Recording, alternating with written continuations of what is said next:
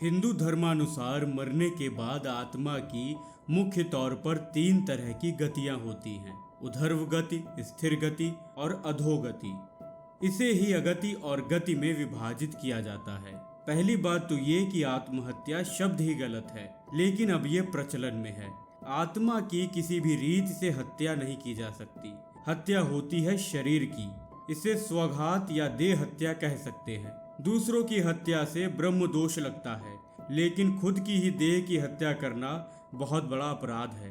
जिस देह ने आपको कितने वर्ष तक इस संसार में रहने की जगह दी, संसार को देखने, सुनने और समझने की शक्ति दी, जिस देह के माध्यम से आपने अपनी प्रत्येक इच्छाओं की पूर्ति की, उस देह की हत्या करना बहुत बड़ा अपराध है। जरा सोचिए इस बारे में। आपका कोई सबसे खास, सगा या अपना कोई है तो वो है आपकी देह।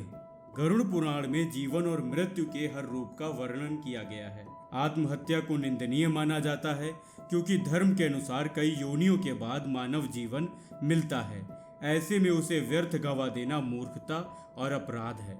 कहते हैं जो व्यक्ति आत्महत्या करता है उसकी आत्मा हमारे बीच ही भटकती रहती है। ना ही उसे स्वर्ग नर्क में जाने को मिलता है, ना ही जीवन में पुनः आ पाती है। ऐसे में आत्मा अधर में लटक जाती है। ऐसे आत्मा को तब तक ठिकाना नहीं मिलता जब तक उनका समय चक्र पूर्ण नहीं हो जाता। इसीलिए आत्महत्या करने के बाद जो जीवन होता है वो ज़्यादा कष्टकारी होता है। जैसे पूर्ण पका फल ही खाने योग्य होता है, जब फल पक जाता है तभी वह वृक्ष को त्याग कर खुद ही वृक्ष बनने की राह पर निकल पड़ता है।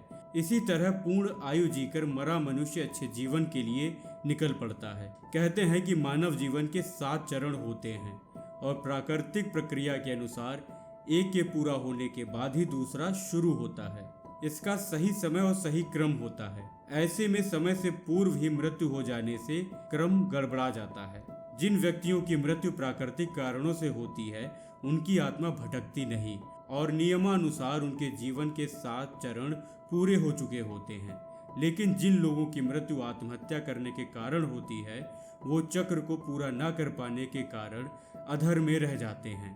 उपनिषद कहते हैं कि अधिकतर मौकों पर तत्क्षण ही दूसरा शरीर मिल जाता है, फिर वो शरीर मनुष्य का हो या अन्य किसी प्राणी का।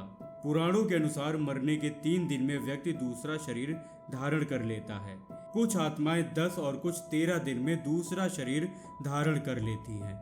इसीलिए 10वां और 13वीं का कार्यक्रम रखा जाता है। कुछ सवा माह में, अर्थात लगभग 37 से 40 दिनों में। बहुत कम ऐसे लोग हैं जिन्हें 40 दिन बाद भी शरीर नहीं मिलता। उनमें से अधिकतर दुर्घटना में मारे गए या आत्महत्या करने वाले लोग ही ज्यादा होते हैं। जिसका कोई वर्तमान ना हो, केवल अतीत ही हो, वह भूत कहलाता है। अतीत में अटकी आत्मा भूत बन जाती है। जीवन ना अतीत है ना भविष्य है, वह सदा वर्तमान है। जो वर्तमान में रहता है वह मुक्ति की ओर कदम बढ़ाता है।